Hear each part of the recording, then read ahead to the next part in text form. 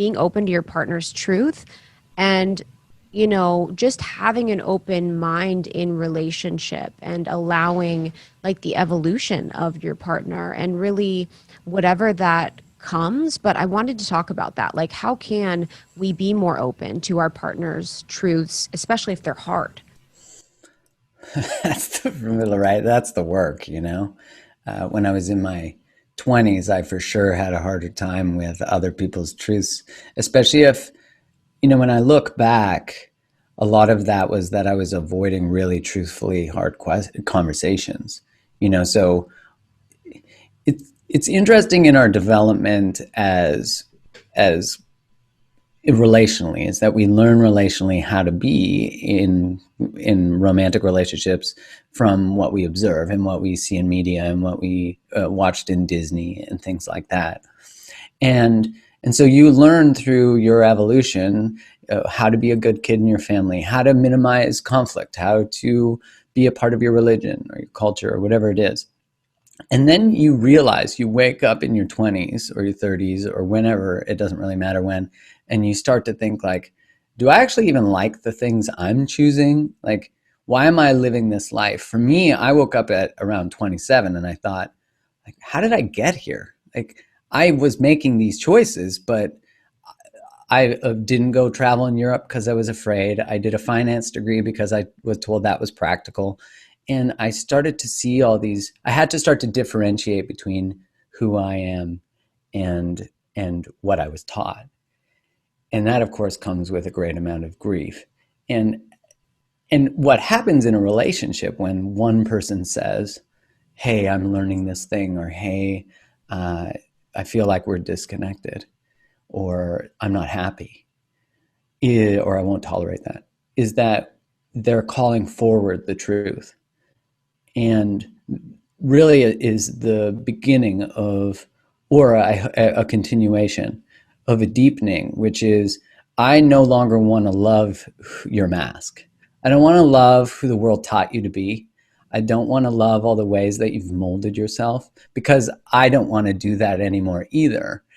And I think it's really fascinating that we wake up in relationship and we go, holy shit, I can't even believe how I got here. And I'm tired. I'm tired of pretending. And so there's a really cool moment that occurs there, although it's scary, which is there's an invitation now to either the fracturing of the relationship or the deepening of it. And not all of them are going to survive that moment. And I've certainly been on that. I've been on the receiving end of that one and on the other end. And I started to discover, I wish I had discovered it earlier, but all at the perfect time, that if it ever involves my partner having to abandon themselves to be with me, then I would never want that, because I would never want that for myself. Because if we know the pain of our own self-abandonment, we would never want it from someone else.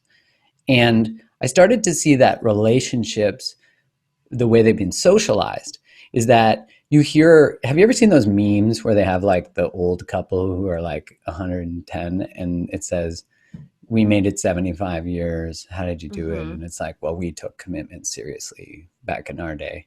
And I'm like, ooh, millennial shaming, way to go. And, right. Millennial shaming on like a millennial communication technique. Such right, isn't that totally the sense. Irony? It should be a fax or something. Honestly. But what I hate about that image is it doesn't communicate that, one, it shames this idea that we don't take commitment seriously now. There's a great article and book by Eli Finkel called The All or Nothing Marriage, and it really talks about how marriages of today are actually more satisfying often than they've ever been. It's just that there's fewer of them, and it's because we demand more from relationship. We don't want to be codependent in relationship anymore. We don't want to self-abandon. We don't want to be in gender roles. I mean, there's so many confounding factors to that simple, annoying meme. Because we also don't realize that there's so many people who are married who hate each other. And that's when I started to pay attention to that. I was like, wait, we celebrate anniversaries, but we don't celebrate relational depth. And this till death do us part marriage vow is, I think about it like, are we talking about a mortal death or the death of self? because is it the death of the part of us that made the vow? And then relationships become a prison because we celebrate longevity and not depth. And when we do that, we celebrate abandonment. And when we only celebrate relationship status and length, what it does is that anything that can make it not last, a hard conversation that can potentially fracture it, is avoided. And because it's avoided, we never deepen our relationships. And so we end up being celebrated, but not personally celebrated. Our soul is not active. We have to fall asleep, we get sick, and we get depressed, and then we wonder what's wrong with us, because this relationship should be good or it shouldn't be. And maybe there's a lot of evidence we are staying in something dysfunctional because we've also been taught that you will be judged if you get divorced or you break up. And that pisses me off because it doesn't celebrate relational freedom. It doesn't celebrate truth. And so that's a long way around the barn, as my friend would say, to get to a place where it's hard to acknowledge someone else's truth when we don't know our own or are afraid of our own. And when you start to bring truth to the surface, then real, actual love exists, because love is freedom. And if you feel like you're free, Harriet Lerner, who's a psychologist, talks about how unless you are free to come and go from a relationship, you will never feel free to be yourself. And I love that concept because it obviously has many layers, because of course we have financial implications there. We have socioeconomic influences there. And so there's a lot to consider. And it's something that I aspire that we can all move towards, which of course is all connected to everything else, which is our political systems, our food systems. We're all sort of imprisoned in a lot of ways. Thank you so much for tuning in to Morning Microdose by Almost 30. We hope you enjoyed waking up.